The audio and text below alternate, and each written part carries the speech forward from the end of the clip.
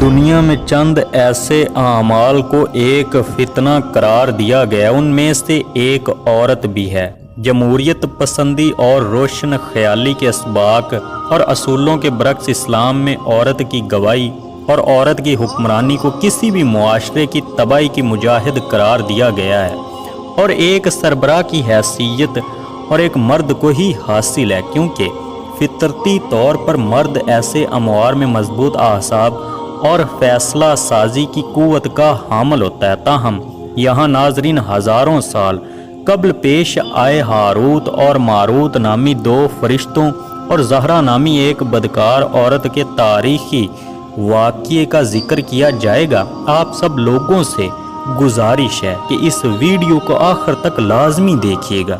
حضرت ادریس علیہ السلام کے زمانے میں ناظرین ایک مرتبہ فرشتوں نے بنی آدم پر اعتراض کیا کہ یہ نہایت بدکار ہیں، ان کی جگہ ہمیں زمین پر حکومت دی جائے۔ اس پر رب کریم نے انہیں کہا کہ انسانوں کو غصے اور شہوت کی جو کمزوریاں دی گئی ہیں وہ تمہیں دی جائیں تو تم بھی گناہ کرو گے۔ فرشتے کہنے لگے کہ ہم تو گناہ کے پاس بھی نہ جائیں گے۔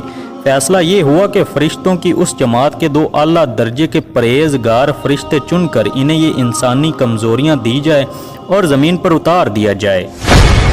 یوں ناظرین ہاروت اور ماروت کو شہر بابل میں اتار دیا گیا۔ بابل کے لوگ ان کے پاس آتے اور ان سے جادو سیکھنے کی خواہش کرتے۔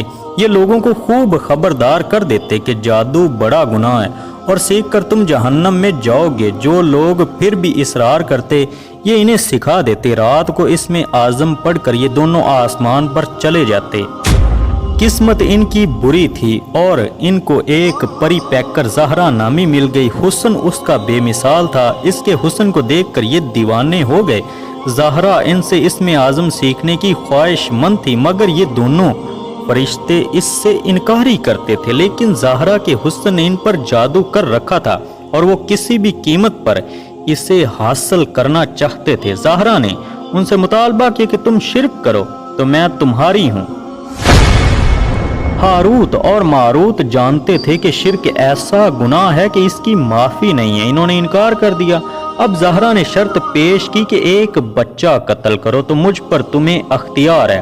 ہاروت اور ماروت نے پھر انکاری کی کہ بے گناہ کو مارنا بڑا جرم ہے۔ آخر زہرا شراب لے کر آئی اور کہا کہ یہ پی لو تو پھر جو کہو گے ویسا کروں گی۔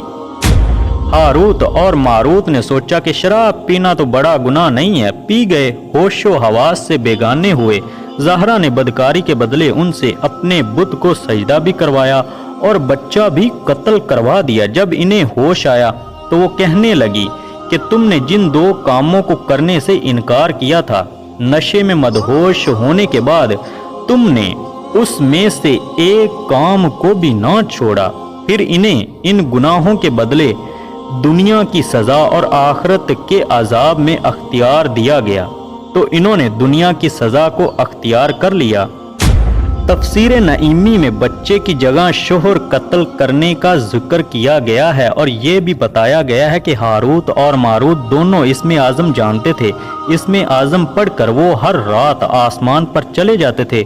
زہرا نے ان سے نشے کی حالت میں اسم اعظم سیکھ لیا، اور جب ہاروت اور ماروت ہوش و حواس میں واپس آئے تو انہیں یہ بھول چکا تھا، اور زہرا اسم اعظم پڑھ کر آسمان پر چلی گئی تھی، جہاں رب کریم نے اس کی روح کو زہرا ستارے کے ساتھ شامل کر دیا۔ تفسیر نعیمی میں لکھا ہے کہ ہاروت اور ماروت کو بطور سزا زنجیروں سے جکڑ کر چاہے بابل میں الٹا لٹکا دیا گیا۔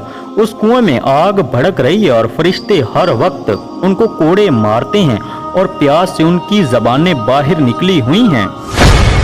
اور یہ قصہ مسند امام احمد اور دیگر کتب احادیث میں صحیح مروی ہے۔ ہاروت ماروت کے حشر سے عبرت پکڑ کر باقی فرشتوں نے اپنی خطا کا اقرار کیا اور زمین والے خطا کار انسانوں پر بجائے لعن طعن کرنے کے ان کے لیے دعائے مغفرت کرنے لگے۔ تو ناظرین یہ قصہ بیان کرنے کا مقصد یہ واضح کرنا ہے کہ مرد کیا چیز ہے۔ عورت کے حسن کی تپش سے تو بڑے بڑے نیکوکار فرشتے بہک جاتے ہیں اور روئے زمین پر اپنی پارسا حکومت بنانے کے بجائے چائے بابل میں الٹے لٹک کر سزا پاتے ہیں۔